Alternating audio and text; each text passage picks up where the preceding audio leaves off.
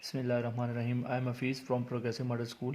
Today we will start last exercise from this chapter, exercise number 3.7.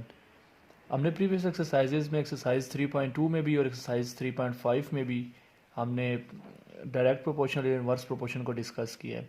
Similarly यहाँ पे भी वही मेथड है जो आप प्रीवियस एक्सरसाइजेज में पढ़ चुके हैं. दो एक्सरसाइजेज आपने 3.5 अगर सॉल्व की है या 3.2 सॉल्व किया है तो वही मेथड यहाँ पे भी अप्लाई करना है.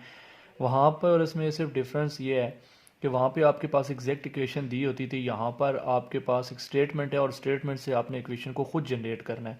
लाइक दिस के ये क्वेश्चन लिखा हुआ है 3.7 का लास्ट एक्सरसाइज है इस चैप्टर की.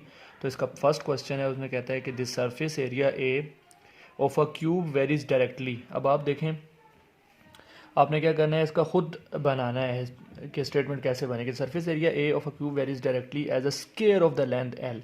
यानी आपके पास एक सरफेस एरिया ए, ठीक है, और वो डायरेक्टली प्रोपोर्शनल है किसके, square of the length L. यानी हमारे पास जो लेंथ एल है उसका डायरेक्टली प्रोपोर्शनल है, यानी कि एरिया सरफेस का, ठीक है, surface area cubic very direct proportion है किसके, एल स्क्वायर के. उसने खुद कह दिया ऑफ एन एज और and A is equal to 27, जिसमें आपको उसने ए भी गिवन कर दिया है स्क्वायर यूनिट. ए आपके पास 27 है और एल आपके पास 3 है. अब आप फाइंड क्या करेंगे आगे चल के मैं आपको इस क्वेश्चन का बताऊंगा.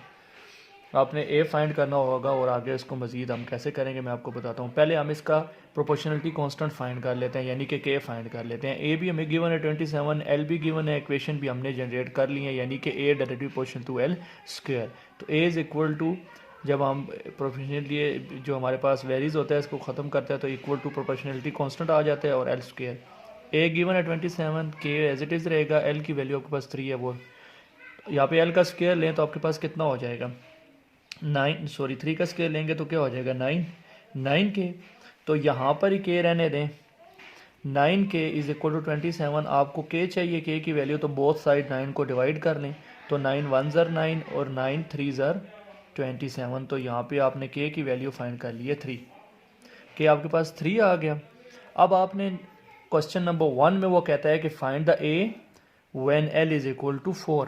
ठीक है, जब आप 3.7 का क्वेश्चंस को देखेंगे बुक में तो आपको पता चल जाएगा कि पहले क्वेश्चंस में जब आपने प्रोपोर्शनलिटी कांस्टेंट फाइंड किया और अब उसका फर्स्ट पार्ट है, फर्स्ट पार्ट में वो आपको कहता है कि ए फाइंड करो, जबकि एल आपको कितना दिया हुआ है 4. एज इट इज़ आप इस इक्वेशन को यूज़ करेंगे, ए इज इक्वल टू के एल स्क्वायर. के की वैल्यू यहाँ पे पुट कर दी है 3, एल स्क्वायर उसी तरह ए फाइंड करना है एज इट इज़ रहेगा. के की वैल्यू 3 और एल आपको गिवन है 4, तो एल की जगह 4 का स्क्वायर लिया तो 16 3 ज़र हमारे पास क्या आ गया 48. तो यहाँ पे आपने ए की वैल्यू फाइंड कर ली जो कि आपके पास क्या आ गई है 48 स्क्वायर यूनिट. तो ये आपने उसका फर्स्ट पार्ट फाइंड कर लिया. सेकंड पार्ट में वो कहता है कि find L when A is equal to 12. आपको कहता है कि एल फाइंड करो जबकि ए आपको कितना दिया हुआ है 12. तो सेम एज इट इज़ इसका सेकंड पार्ट भी हम सोल्व करेंगे, यानी कि a इज इक्वल टू के एल स्क्वायर. ए की वैल्यू मैंने 12 पुट कर दी है, के की वैल्यू मैंने 3 पुट कर दी है और L square as it is 3 4 ज़ार 12 और L square is equal to 4. Taking square root on both side cancel हो गया, L is equal to plus minus 4. That is your answer. Now अब आपका सेम एज इट इज़ जो अभी मैंने previous exercise उसी तरह का ये भी क्वेश्चन था. मैं उसका एक और क्वेश्चन भी आपको करवा देता हूँ, आप उसके फिर रिमेनिंग जो क्वेश्चन हैं वो एज असाइनमेंट सोल्व करेंगे. अब हम देखते हैं हमारे पास क्या आ गया यहाँ पे. The surface area S of a sphere varies directly as the square of the radius R. वही बात, सरफेस एरिया एस है स्फीयर का, वो डायरेक्टली है किसके, स्क्वायर रेडियस आर के, यानी कि S directly proportional to R square. S is equal to, ख़त्म किया वेरीज को, इक्वल टू प्रोपोर्शनलिटी कांस्टेंट और इन टू आर स्क्वायर. अब आपको कहता है कि एस आपके पास 16 है और आर इज इक्वल टू 2 है, 16 पाए. तो एस 16 पाए आर 2, एस की जगह 16 पाए के एज इट इज़ और आर की जगह 2 का स्क्वायर. 2 का स्क्वायर लेंगे तो 4 के आ जाएगा. 4 को आप बोथ साइड डिवाइड कर लें, 4 4 4 4 ज़र 16. तो आपके पास क्या आ जाएगा, इसको काट 4 4 ज़र 16 और यहाँ पे आपके पास क्या आ गया, के इज इक्वल टू 4 पाए. के आपने फाइंड कर लिया है. अब आपको कहता है कि find R when R is equal to 36, S is equal to 36 pi. Are find करना है जबकि एस आपको क्या दिया हुआ 36 पाए. तो एस इज इक्वल टू 4 पाए आर स्क्वायर. ठीक है, ये आपको ये आपने निकाल लिया, सॉरी ये इसका आपका आंसर निकाल लिया है, एस की वैल्यू गिवन है। नेक्स्ट हम देखेंगे तो S is equal to 36 pi दिया हुआ है, के की आपने वैल्यू निकाली है, R square as it is रहेगा, ये सेकंड इसका फर्स्ट पार्ट है ए की। R square as it is 4 pi दोनों तरफ डिवाइड, पाई पाई से कट गया, 4 9 आर 36, तो आर स्केयर आपके पास कितना आया 9, taking square root on both side, तो r is equal to +-3, that is your answer. तो हम इसका नेक्स्ट क्वेश्चन एक और अटेम्प्ट कर लेते हैं ताकि आपको इस टाइप के जितने भी क्वेश्चंस हैं आप उनको फॉलो, इस क्वेश्चंस को फॉलो करते हुए आप उनको सॉल्व कर सकते हैं। In Hooke's law, the force F applied to the stretch of the spring varies directly as the amount of elongation S and F. S यहाँ तक आपका क्वेश्चन है, F applied to sketch a spring varies directly, यानी S directly proportional to एक S के है, और when F is equal to 32 IB, ये यूनिट है, 32 लिखा हुआ है, F गिवन है, और इसके अलावा आपको S भी गिवन है 1.6, S और F गिवन है, S और F डालेंगे यहाँ पे पुट कर लें तो आपके पास F की वैल्यू, S की वैल्यू, और यहाँ पे आप इसको 1.6 को दोनों तरफ डिवाइड करें तो ये इसके इक्वल आ गया, पॉइंट ख़त्म करें 10 आएगा, 10 डिवाइड हो रहा है, मल्टीप्लाई होगा, ऊपर चला जाएगा डिनोमिनेटर में। यहाँ पर आप K की कटिंग कर लें आप, 16 1s are 16 2s are 32, और 10 और मल्टीप्लाई बाय 2, तो K की वैल्यू कितनी आ गया आपके पास 20, ये आ गया, K 20 आ गया। अब आपको कहता है कि F आपके पास अगर 50 हो, ठीक है, और S फाइंड करना हो तो क्या करेंगे, वही formula F is equal to K into S. Okay, F आपको गिवन है 50, आपने वो पुट कर दिया, और K कितना है 20 इंटू एस, तो बोथ साइड 20 को डिवाइड कर लें, 20 से कैंसिल है, 50 ओवर 20 आ गया, 2 से काटा 5/2 आया, और 5/2 को जब आप डिवाइड करें तो आपके पास क्या आंसर आएगा, यानी 2 5 2 4 ज़ार 2 2 ज़ार 4, 1 आ गया पॉइंट, और 2 5 ज़ार 10, तो आपके पास क्या आ गया 2.5।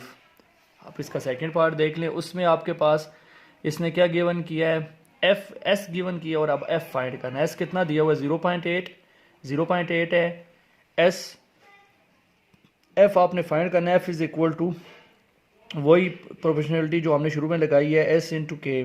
एस की वैल्यू आपको कितनी गिवन है 20, और सॉरी के की वैल्यू कितनी, के इंटू एस, के की वैल्यू कितनी है 20 जो आपने फाइंड की थी, एस इसमें कितना 0.8, दोनों को मल्टीप्लाई करेंगे तो एफ की क्या वैल्यू आ गई 16। तो ये आपका क्वेश्चन नंबर 3 भी हो गया। 4 5 6 7 और 8 क्वेश्चन है इसके रिमेनिंग, तो मैं आपको एक क्वेश्चन और करवा देता हूँ। 3 to 4 क्वेश्चन आप इन्हीं क्वेश्चन को देखते हुए असाइनमेंट्स के तौर पर सॉल्व करेंगे। तो इस एक्सरसाइज का ये लास्ट क्वेश्चन है जो मैं आप इसको भी सॉल्व कर लेता हूँ। The pressure P is body of a fluid varies directly as the depth D। कहता है प्रेशर जो P है ये डायरेक्टली है किसके, डेप्थ D के। तो हमारे पास हम देखते हैं कि हमारे पास क्या आ जाता है इस वैल्यू के according, if the pressure exert on the bottom of the tank by the column of the fluid. हमारे पास ये फ्लूइड है, यानी कि देखें फीट इसकी हाइट दी हुई है, तो ऑब्वियसली ये डेप्थ D है, और हाई इज़ 2.25 IB स्क्वेयर। तो ये स्क्वेयर किसके अकॉर्डिंग यूज़ होता है, प्रेशर के अकॉर्डिंग। तो हम प्रेशर के अकॉर्डिंग देखेंगे तो हमारे पास क्या आ जाएगा 2.25, यानी ये D है और ये P है, तो इसके अकॉर्डिंग ही हम चलेंगे और देखेंगे फिर हमने क्या फाइंड करना है। P directly proportional to D, ये तो हमें क्वेश्चंस के अंदर से पता चल गया, जो कि इक्वल टू KD हो गया।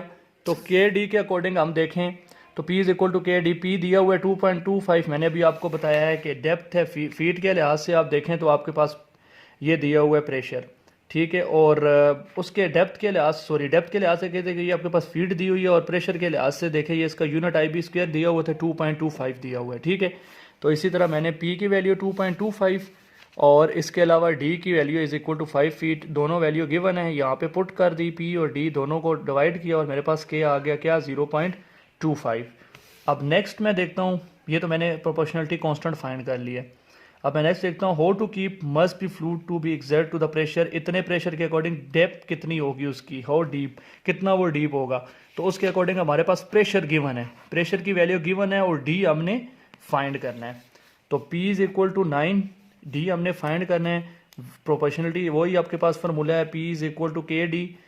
तो K कितना आपने फाइंड किया है 0.45, तो D यानी कि D इधर ही पड़ा है, K को दोनों तरफ डिवाइड कर दे तो D इज इक्वल टू 9, ये P की वैल्यू आ गई जो गिवन है, डिवाइडेड बाई K 0.45 और इज़ इक्वल टू डी, तो D is equal to 20 feet. तो इस तरह आपने उसकी डेप्थ मालूम कर लिया, कितनी डेप्थ थी उसके अकॉर्डिंग आपने उसका आंसर निकाल लिया। तो इसके रिमेनिंग 3 to 4 पार्ट हैं। इन्हीं क्वेश्चन को फॉलो करते हुए आपने उनके भी आंसर निकालने हैं, उनको भी ऐसे सॉल्व करने हैं और असाइनमेंट के तौर पर आपने उनके नोट्स भी बनाने हैं। तो ये आपका जितना भी अप्रैल का काम है उसके अकॉर्डिंग आपका काम चल रहा है, आप इनको फॉलो करेंगे और आप इस आंसर को जितना भी ये क्वेश्चन गिवन है इनको सॉल्व भी करेंगे और आपका अप्रैल के कोर्स में ये सारा इंक्लूड है, तो आप इसको सॉल्व भी करने के बाद नोट्स बनाएंगे। ठीक है, thank you so much for watching.